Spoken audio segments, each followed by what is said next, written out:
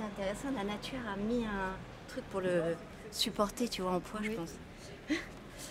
Alors attends, tu m'as dit... le regard de mes pères. Le regard de mes pères, d'un collègue à l'autre, il y en a qui se sont mis à m'admirer plus que n'en faudrait. Et à contrario, des gens que je connaissais depuis toujours, qui ont commencé à refuser de me parler.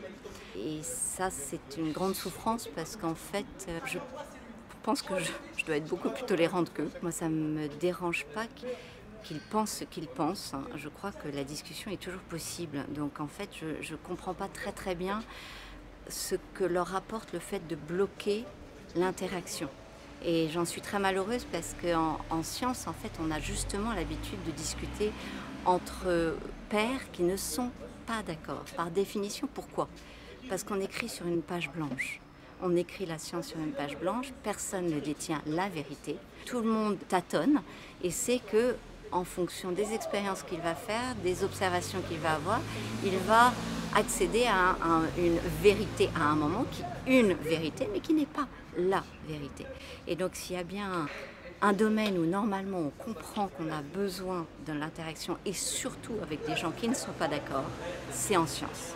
Il y a eu un moment où ils ont réouvert la table de négociation, si je puis dire. Alors c'est pas de la négociation, c'est simplement de l'interaction. Et puis ils se sont refermés sans que je m'explique pourquoi. C'est un grand malheur pour moi qui ai eu la chance d'avoir beaucoup d'interactions avec beaucoup de collègues dans toute ma carrière et globalement on s'entendait bien. C'est beaucoup plus douloureux que d'être maltraité, traité dans le caniveau par des journalistes. Mais quand c'est d'anciens collègues, là c'est beaucoup plus douloureux parce qu'on se dit mais récemment ils admiraient mon originalité dans la science.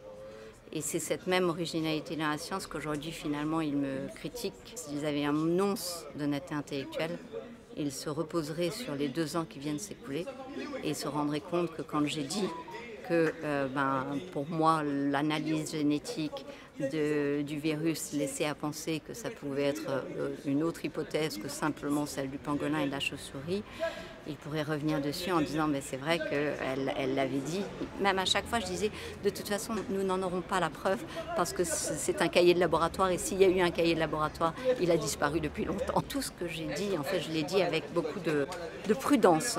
Aujourd'hui je parle moins avec prudence pour la bonne et simple raison que nous avons les résultats et que ça me semble suffisant pour sonner une sonnette d'alarme en disant il faut arrêter ces injections. Donc aujourd'hui je suis beaucoup plus ferme par la simple observation de ce qu'on peut voir autour de nous. Ce qui empêche tes pairs d'agir, de l'ouvrir? Pour moi la peur.